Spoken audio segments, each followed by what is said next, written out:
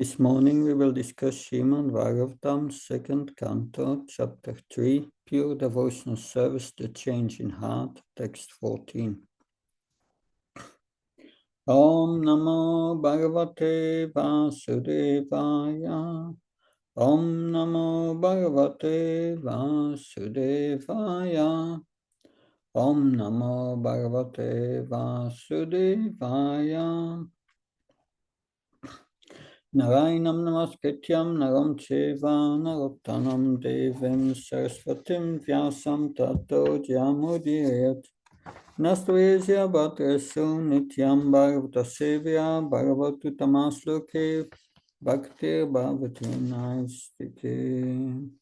Before reciting the Srimad Bhagavatam, which is the very means of conquest, one should offer respectful obeisance unto the personality of Godhead, Narayan, unto Narayan Rishi, the supremest human being, unto Mother Saraswati, the goddess of learning, and to Srila Vyasadeva, the author. By regular attendance in classes on the Bhagavatam, and by rendering service to the pure devotee, all that is troublesome to the heart is almost completely destroyed, and loving service unto the personality of Godhead, who is praised with transcendental songs, is established as an irrevocable effect. Text 14. Ita shusru satam vitvam suttanora sibasitum katha hari kathodakha satam syu sadasi dhruvam.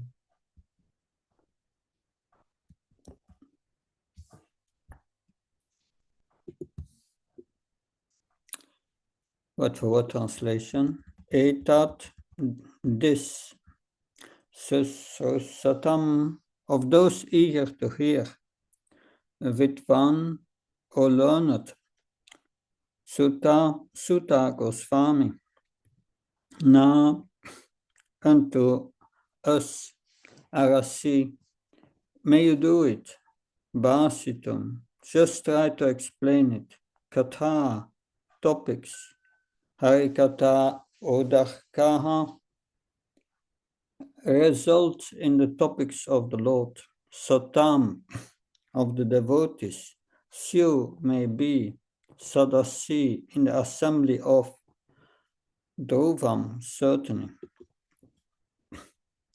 Translation and purport by A.C. Bhaktivedanta Swami Srila Prabhupada Ki. O Lord Sutta Goswami, please continue to explain such topics to us, because we are all eager to hear. Besides that, topics which result in the discussions of the Lord Hari should certainly be discussed in the assembly of devotees. Purport. As we have already quoted above from the Bhakti Rasamrita Sindhu of Rupa Goswami, even mundane things, if dovetailed in the service of the Lord Sri Krishna, are accepted as transcendental. For example, the Ramayana, the Mahabharata, which are epics or histories specifically recommended for the less intelligent classes, women, Sudras, and unworthy sons of the higher castes, are also accepted as Vedic literature because they are compiled in connection with the activities of the Lord. The Mahabharata is accepted as the fifth division of the Vedas, after its first four divisions, namely Sama, Yajur, Rich, and Atharva. The less intelligent do not accept the Mahabharata as part of the Vedas, but great sages and authorities accept it as the fifth division of the Vedas. The Bhagavad Gita is also part of the Mahabharata, and it is full of the Lord's instruction for the less intelligent class of men. Some less intelligent men say that the Bhagavad Gita is not meant for householders. But such foolish men forget that the Bhagavad Gita was explained to Arjuna, a Gryhastha, a family man, and spoken by the Lord in his role as a Gryhastha. So the Bhagavad Gita, although containing the high philosophy of the Vedic wisdom, is for the beginners in the transcendental science, and Srimad Bhagavatam is for graduates and postgraduates in the transcendental science. Therefore, literature like the Mahabharata, the Puranas, and similar other literatures, which are full of the pastimes of the Lord, are all transcendental literatures, and they should be discussed with full confidence in the society of great devotees. The difficulty is that such literatures, when discussed by professional men, appear to be mundane literature like histories or epics, because there are so many historical facts and figures. It is said here, therefore, that such literature should be discussed in the assembly of the devotees. Unless they are discussed by devotees, such literatures cannot be relished by the higher class of men. So the conclusion is that the Lord is not impersonal. He's not impersonal in the ultimate issue. He is the Supreme Person and he has different activities. Is the leader of all living entities, and he descends at his will and by his personal energy to reclaim the fallen souls. Thus he plays exactly like the social, political, or religious leaders, because such roles ultimately culminate in the discussion of topics of the Lord. All such preliminary topics are also transcendental. That is the way of spiritualizing the civic activities of human society. Men have inclinations for studying history books and many other mundane literatures. Stories, fiction, dramas, magazines, newspapers, etc. So let such inclinations be dovetailed with the transcendental service of the Lord, and all men will turn to the topics relished by all devotees. The propaganda that the Lord is impersonal, that he has no activity, and that he is a dumb stone without any name and form, has encouraged people to become godless, faithless demons. And the more they deviate from the transcendental activities of the Lord, the more they become accustomed to mundane activities that only clear their path to hell instead of return them home back to Godhead. Srimad Bhagavatam begins from the history of the Pandavas, with necessary politics and social activities. And yet Srimad Bhagavatam is said to be the Paramahamsa Samhita, or the Vedic literature meant for the topmost transcendentalist, and it describes Param Jnanam, the highest transcendental knowledge. Pure devotees of the Lord are all Paramhamsas, and they are like the swans who know the art of sucking milk out of a mixture of milk and water. I read the verse once again.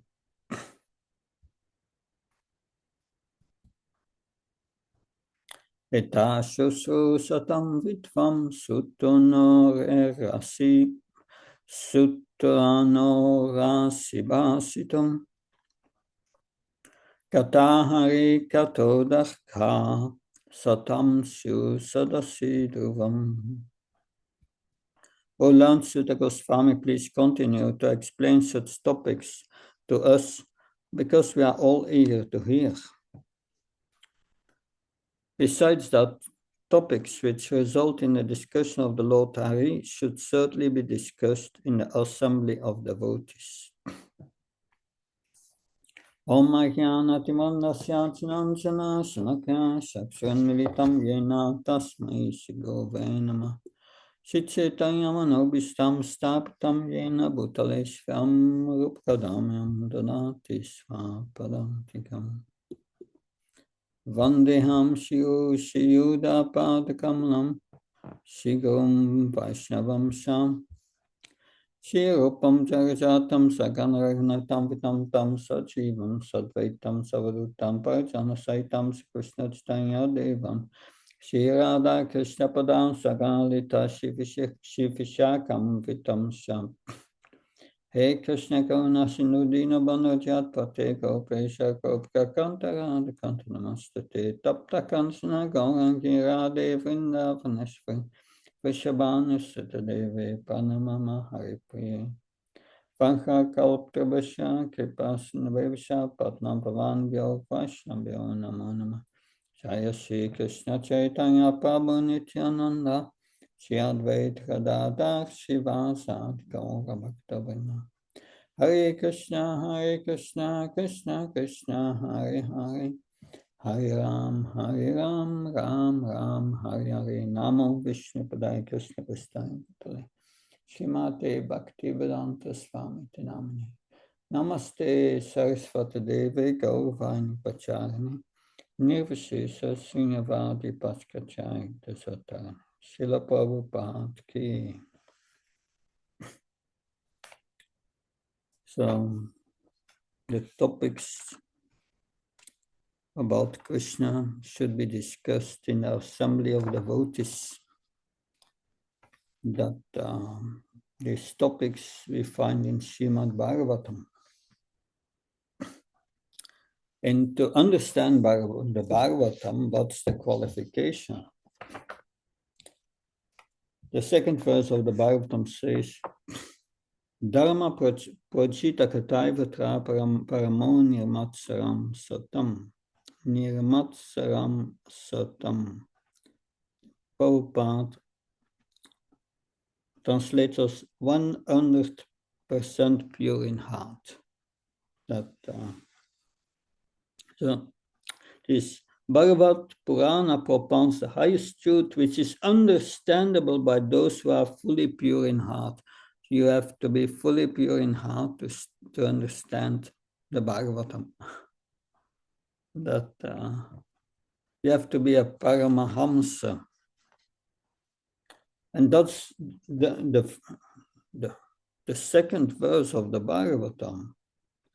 But if we go to the 12th canto, there we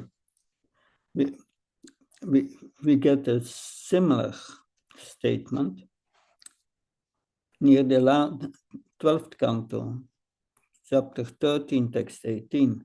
Srimad Bhagavatam Puranam Amalam Yat Vaishnavam Priyam Yasmim Paramahamsyam Ekam Amalam Jnanam Parangiyate. The Bhagavatam is a spotless Purana. It is most dear to the Vaishnavas because it is described to be pure and supreme knowledge of the Paramahamsa. Again, this Paramahamsa. Bhagavatam is for the Paramahamsa. But even if we are not a Paramahamsa, the last verse of the Bhagavatam in the 12th canto concludes Nama Sankirtanam Yasya Sarva Prapapana Pasanam Pranamo Dukasamanastanamami Harim Param. I offer my respectful obeisance to the Supreme Lord Hari. The congregational chanting of those holy names destroys all sinful reactions, and the offering of obeisance unto whom relieves all material suffering. So what does it mean? We need always to combine the study of the Bhagavatam with the chanting of the holy name, because the chanting of the holy name destroys all our sinful reactions. And then we become pure.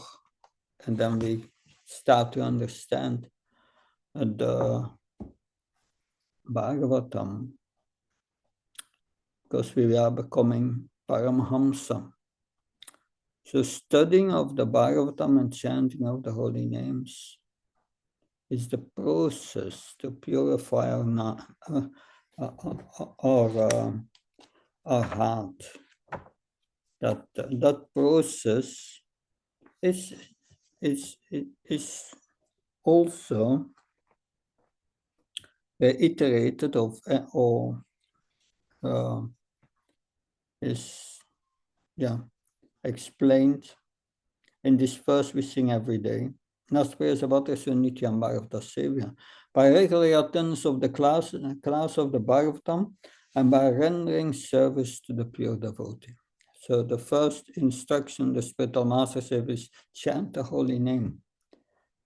That's the first service we have to remember to the spiritual master and to Krishna. And we have also to attend the Bhagavatam class. So this is the process to become a Paramahamsa. But what is a Paramahamsa? A Paramahamsa is one who can extract Krishna from the material world. Because there is only Krishna in this material world. If we don't see Krishna in the material world, we are in illusion. Illusion is described in this second canto, in the 9th chapter, the second verse of the Srimad Bhagavatam Chaturshloki. There we have 4 verses which were originally revealed to Brahma through the heart. Tini Brahma Hridaya Ada Kavayi. He got realization through these 2 verses. And the second verse of this Chaturshloka, 2.9.34, explains what's illusion. It says, O Brahma, whatever appears to be of any value, if it is without relation to me, it has no reality. Know it as my illusory energy, that reflection which appears to be in darkness. So if we don't see Krishna in this world, we are in illusion every moment. Every moment.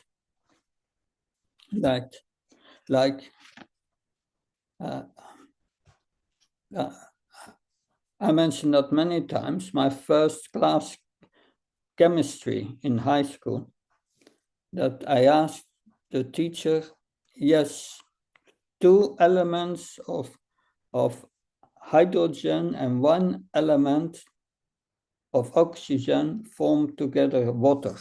So I asked him, why is that so? So one who is Krishna conscious understands immediately the answer. It's a super soul in the heart, Mayadrakshana Prakriti, the super soul which is in the heart, which is in every atom, which controls the material energy. So the super soul controls these laws of nature. It's done by him. A devotee sees that immediately. A devotee sees immediately the connection with Krishna, with everything in this world. He sees a flower and he thinks Krishna is the greatest artist. He created such a beautiful flower. And I want that flower to offer to my deity. He sees always the material energy in relation to Krishna. And finally, that comes to what Bhagavad Gita says, Tat vinapane partner pariprasna sevya protection. No, sorry. It's Vidya vinaya sampane brahmana kavasni sumshev svapakasya pandita samadakshana. And a self-realized soul sees, a wise man sees Krishna in the heart of the elephant, of the Sudra, of the Brahman, but it sees also Krishna in all material elements. Why do I have why does wood? The wood is mostly brown. Where is that brown color come from? It's formed by the molecules on the level of the atoms. But Krishna is this atom. He is between this atom and he gives this power, this energy. So factually, there is only Krishna in this world. So a pure devotee, a Paramahamsa, he understands what's valuable and what is not valuable. If we go to the What is valuable, what is not valuable, Krishna explains in the beginning of Bhagavad Gita.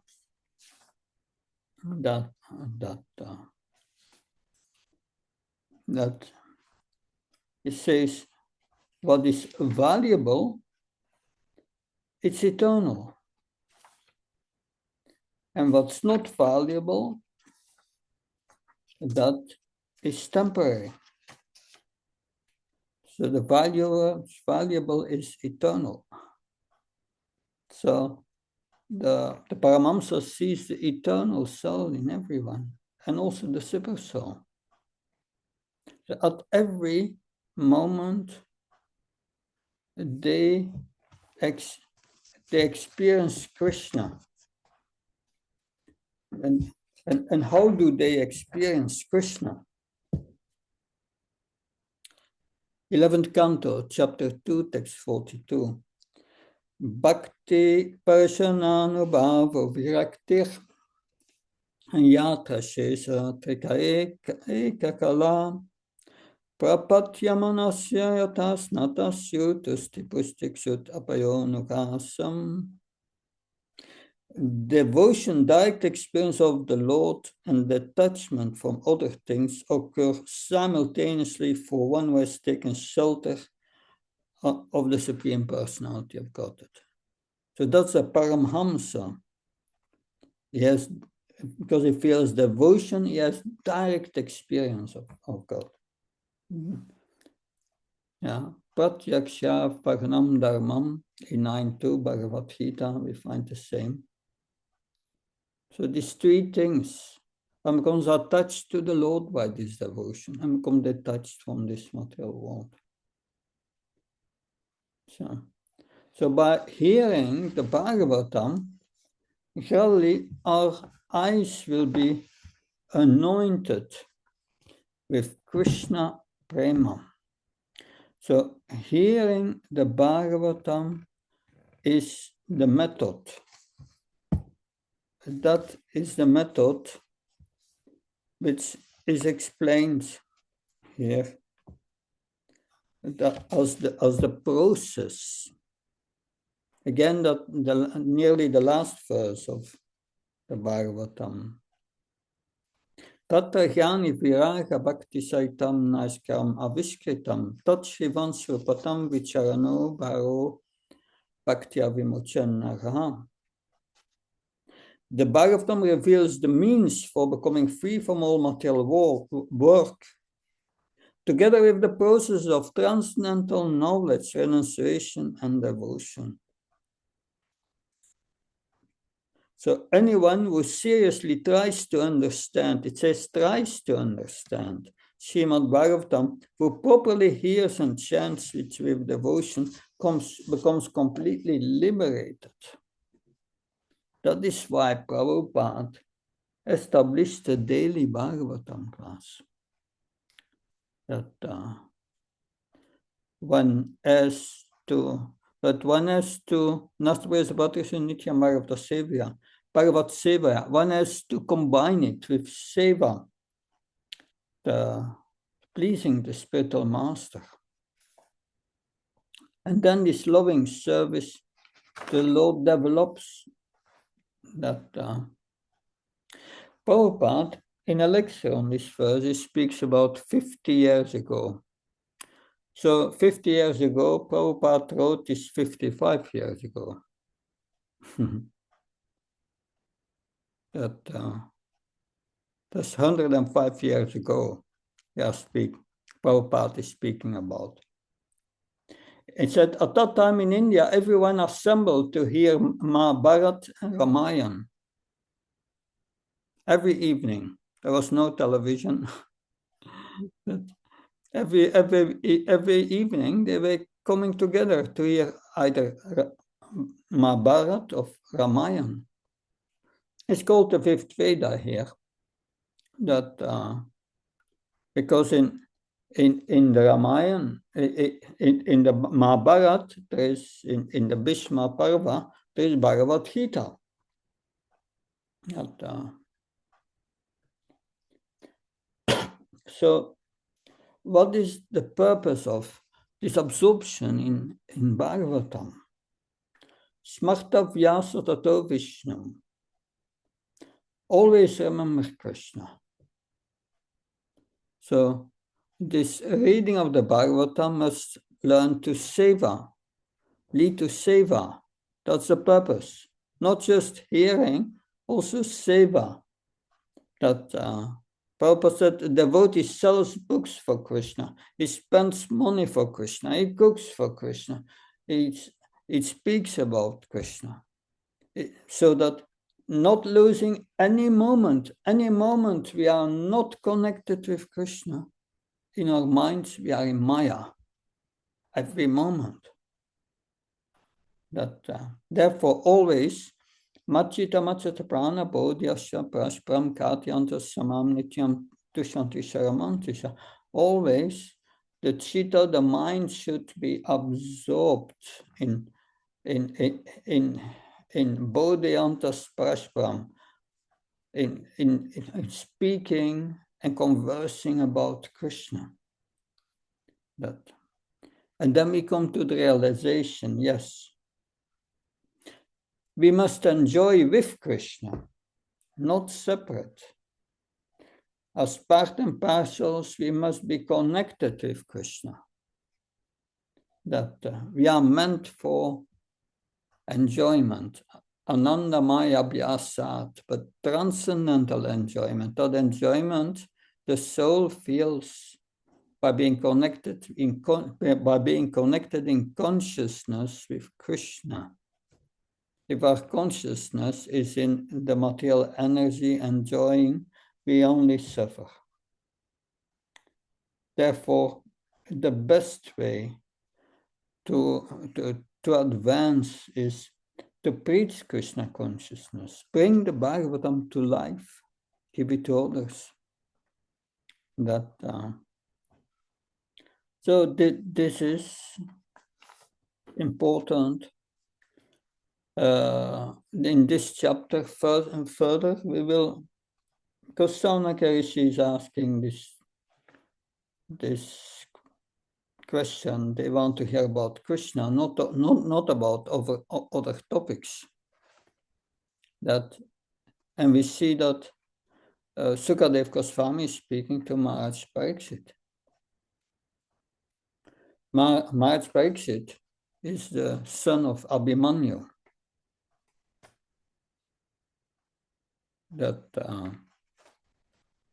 Abhimanyu was the son of Subhadra, wife of Arjuna.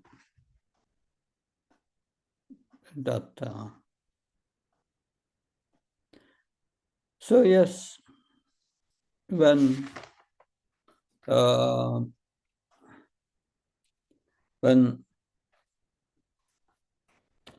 Maharaj Pariksit was young, he was already playing with dolls of Krishna and was trained in devotional service from a young age.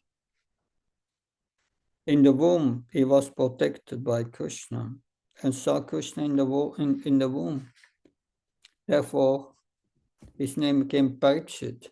Pariksit means one who tries to see Krishna everywhere in this world, because he wanted to see that effulgent personality which he saw in the womb again and again.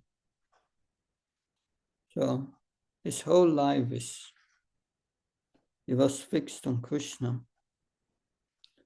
He was a pure devotee. And therefore, he was a Paramahamsa and could understand the Bhagavatam. Factually, Sukadev Goswami, Maharaj Pariksit were on the same level. They were both pure devotees, but one was speaking and the other was hearing. But by becoming absorbed in the Bhagavatam, surely we start to connect everything with Krishna. Therefore, the Bhagavatam starts with explaining the creation, because everything is connected with Krishna in the creation. Krishna is spiritual. How can something material come from him? That means Krishna is all pervading also in this material world, and Krishna is spiritual. Dus a Paramahamsa knows how to see the difference between spirit and matter. And he sees spirit everywhere. But that's a gradual process. Well, our minds are absorbed in this world in material objects.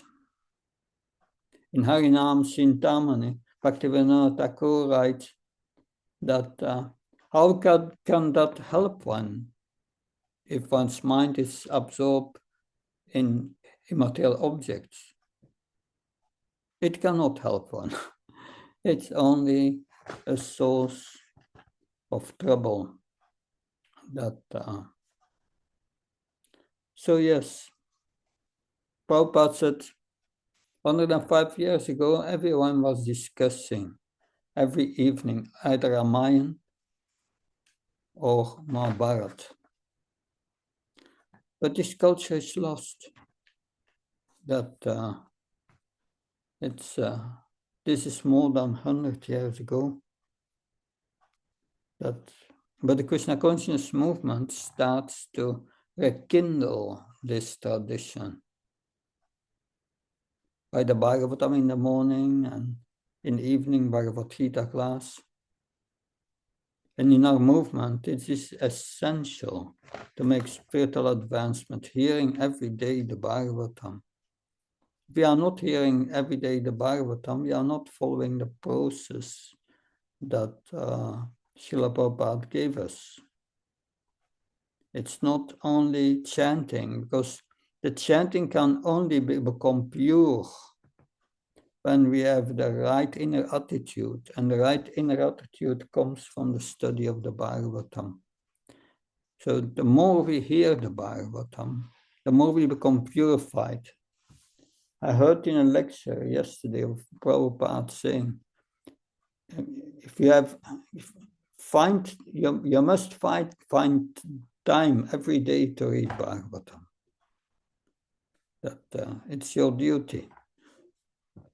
And then we can become purified.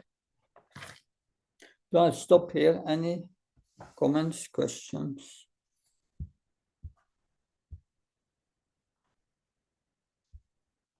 Yes, Mother Venuya. Krishna Maharaj, please accept my most humble obeisance. All glorious to Srila Prabhupada. Thank you very, very much for the class. I have a sadhana question and another question. You said we must find time to read Bhagavatam every day. Also, since I attend regularly the temple morning program, also in earlier times, this was my reading time when the lecture. When the lecture is, and also the question is for me, and then when I hear the class in the temple, then I have too less time to hear my Guru Maharaj or to hear Srila Prabhupada, and how it is with these, so to say, continuously studying of the Bhagavatam. When in the temple we study now Canto number 8, but at home I'm in Canto number 10. So how comes this together? So because this chronological hearing I have about the 8th canto in the temple, but I study now the second time the whole Bhagavatam, and now the next would be the 10th canto for me. Study of the Bhagavatam, it's important. We go in sequence, canto by canto. Yeah. If you have personally gone to the first 9 cantos and you're in the 10th canto, okay. That in the temple, the same thing, gradually, verse by verse. So as long as it is systematic, it's all right. But we have so many things to do during the day that while ironing clothes, while washing dishes, while cooking, we can hear Prabhupada's lectures. That's also reading. Because Prabhupada reads from the scriptures, from Bhagavatam and Bhagavad Gita. But it's a question to be always connected, that we don't waste time when you do service, you should always think, where is my mind absorbed in? Mhm. If you do service and your mind is absorbed in all your worldly problems, that's not going to help you. Mhm. So become absorbed in hearing that when you're on the altar and serving the deities, yes, you can also hear the Bhagavatam class at the same time that pujaris many times do. There are speakers there and they hear the Bhagavatam. But make arrangements always to hear the Bhagavatam, hear the scriptures, especially Bhagavatam. Does that help? Yeah. And the second part, also second question is, Maharaj, also I ask myself, how can we at all, as beginners, speak about Bhagavatam? I was already several times asked to give a Bhagavatam class, but I have so little knowledge about all these historical connections, also all these personalities. Also I read, no, also I read Srila Prabhupada Lilamrita as a service, or sometimes I read something else, but if we don't have a speaker. But for me, this is too complex. Also, I'm really a studying type, and also, I really don't feel qualified to speak about the Bhagavatam. Yeah. What does it mean speaking about the Bhagavatam? Speaking about the Bhagavatam means repeating the words of the acharyas. Mhm. That is what you do. Mhm. So like this class today, I heard a class of Prabhupada, and Prabhupada speaks about Paramahamsas. I try to repeat what he said, and I added many verses that I know in relation to that, but I'm repeating what he's saying. I heard also a lecture of Prahlad Nanamaraj about this verse and one of Sankarshan Prabhu, but I didn't use much of their elements. I found Prabhupada most profound. That their classes are certainly also brilliant, but I'm staying with Prabhupada. And his purpose, and then we can speak according to the level of our realization, not above that. Mhm. So what we have realized, we can explain Mhm. but mostly important is you repeat the words of the acharyas. Prabhupada has lectures on so many verses, especially on the second canto, on this section. There are always lectures of Prabhupada. If there are no lectures, then you have to go more deeply in the purport, analyze the purport. What are the subject matters? And what does Prabhupada say about this subject matters in Bhagavad Gita and other places from the Bhagavatam? Of course, that requires a little experience also. But we have to preach according to our level. Stay with the Siddhanta of Prabhupada, what Prabhupada explains in the purport. Don't speak about something else. That's important. Mhm. That then you remain close to what Prabhupada wants to teach us. Mhm. And at the end of the lecture, you ask, any comments? Sometimes there are comments of devotees that are also helpful, and that sometimes even corrections. That's welcome. That you must be open for these things, and then Mhm. everything will be all right. Mhm. Okay. And how do you integrate the lectures of your individual Guru Maharaj? Also, how do you find space for the lectures of your Guru Maharaj? And that I'm not. I mostly speak about Prabhupada, Yeah. not about my Guru Maharaj, but sometimes my Guru Maharaj, from his teachings, if there are points that are relevant and that I remember, I bring them forward. Mm. But the instruction of my spiritual master is to put Prabhupada in the center. Okay. And that's the first thing I do. Mhm. That if there are things relevant that he said, I'll bring that up. But that's not always the case. Okay, thank you very much, Maharaj. Yeah, good. Anything else? Hare Krishna Maharaj, please accept my humble obeisances. All glories to Srila Prabhupada. Prabhupada. It was an awesome class. I like your referencing to using Prabhupada's words first. And Mataji, your question was perfect because I had a similar question, which I now no longer have. So thank you, both of you, for your insightfulness and helping me get through this day. Hare Krishna. Yeah, that is the power. If we have discussions with each other, then we are churning the milk, boiling the milk, Prabhupada says. And that, from that we learn, the one who speaks, the one who hears. Certainly. Thank you. Anything else? Yes, Mother Kylie. Hare Krishna Maharaj. Dhanyavad Pranam. Thank you so much for giving our classes regularly.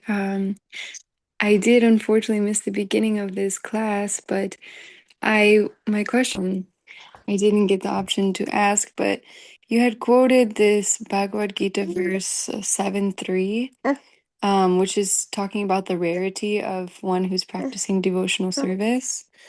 So the translation is, out of many thousands among men, one may endeavor for perfection. And of those who have achieved perfection, hardly one knows me in truth. So in the synonyms, the word perfection is being used like siddhaye, like siddha or siddhanam for perfection. I'm just wondering, like, what does this verse mean to when one is striving for perfection? Like, what is that perfection? Is it one who's striving for siddhis, or what is that? Can you please explain this?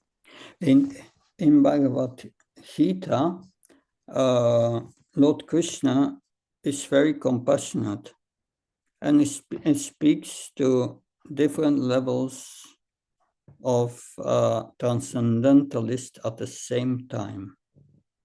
He knows there are some who do not accept Bhagavan or God as a person, but he wants them also to make spiritual advancement.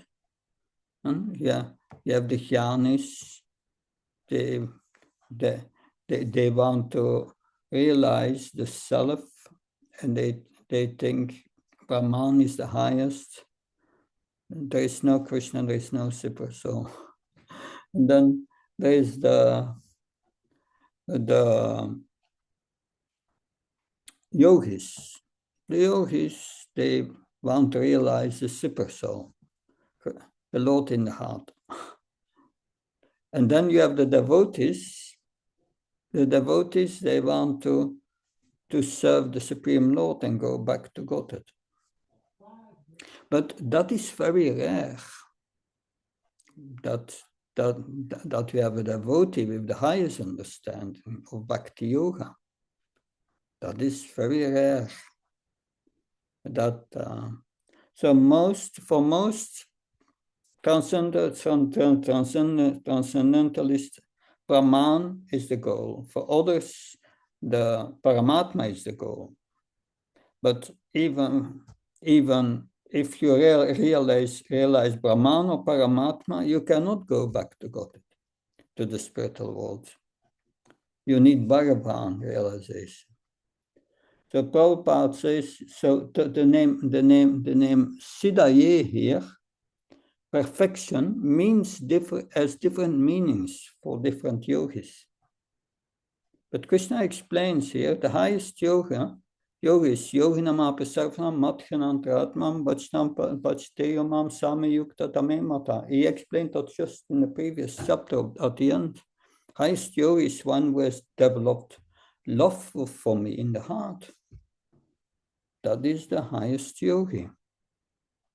And so that's the highest perfection. But one who has the understanding of that highest perfection is very rare. So therefore Krishna says, even if the Jnanis, they get their perfection Brahman, they do not know me. Even the yogis, they come in contact with the Lord in the heart, but they don't know that this is an expansion of me. They don't get perfection. They don't get the ultimate perfection, but they get their perfection. So therefore Krishna says, many who have achieved these perfections, still it's rare that someone becomes a devotee and gets the highest perfection. And that is the meaning of this verse. A devotee is very rare. It's called the Paramahamsa. We discussed that in this verse today, to come to that highest understanding. And one comes to that highest understanding by the study of the Bhagavatam. Therefore, the Bhagavatam is so important. Then, Kashin Mam Vetitattvata. Then one get to know Krishna in truth, the absolute truth in truth. Yeah. So that's the meaning of this 7-3. And Prabhupada explained that in the purport there, that one must explain one of the processes to get this highest perfection is explained in Narada Pancharatma. That means the deity worship combined with the chanting of the holy names. You become qualified for deity worship by the chanting of the holy names and hearing the Bhagavatam. And then one can get Krishna in truth.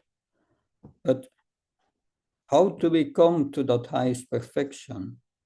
Dat Vinapana partner, Pariprashna, Sivapadikshate Tegam, Ghanas, Tatvadaksha. You must approach the spiritual master serving submissively. Krishna says in the 11th chapter of Bhagavad Gita, Krishna has shown the universal form to Arjuna. And then at the end, Krishna shows again his two-armed form, four-armed form, then his two-armed form. And then that he says to Arjuna, you can only know me as I'm standing before by Ananya Bhakta, pure devotional service. And that's very rare. In a purport, Srila Prabhupada writes, one cannot even begin to understanding Krishna if one does not accept a bona fide spiritual master. That's the beginning of getting to know that. And the spiritual master engages the disciple in chanting, in hearing the Bhagavatam, in deity worship, and so on. And then surely one gets to know who Krishna really is. And that's the only process, bhakti. Does that help? Yes, okay. Thank you. I was also just wondering, does it mean that the devotee is one who's like out of thousands of men, one endeavors for perfection? So is it like out of those who are endeavoring for perfection, does that look like karmis and gyanis and devotees? Or is it like karmis and gyanis, and then from those, the one who is achieved perfection, is that the bhakti yogi? I guess I'm just trying to like practically see what does that look like. Yeah, you have indirect processes and direct processes. Krishna says in Bhagavad Gita, take the direct processes, bhakti. Because the other processes, you can perform karma yoga, and then become a jnana yoga. And then you become an Astanga yoga, jnana yoga, and realize the super soul, and then go further to bhakti yoga. And Bhaunam Jnanamante Jnanamam Prapachate Vastev Savamiti Samatma Sudurlava. After many, many lifetimes like this, one becomes a devotee. But Krishna said, no, take the direct process. Bhakti yoga, accept the spiritual master and learn devotional service. And That is the point here. But Krishna does not want to discourage all the others, the karmis, the jnanis, to make also advancement gradually. That they don't know, they don't accepting as the Supreme Personality of God. Okay, but still he wants them to make spiritual advancement. Because that's an important verse, because I tell you, when I came to the Krishna conscious movement, and I learned that Krishna is a blue cowboy, I was thinking, God, a blue cowboy? You have so many religions, and nobody there in the other religions has the realization that God is a blue cowboy. How is that?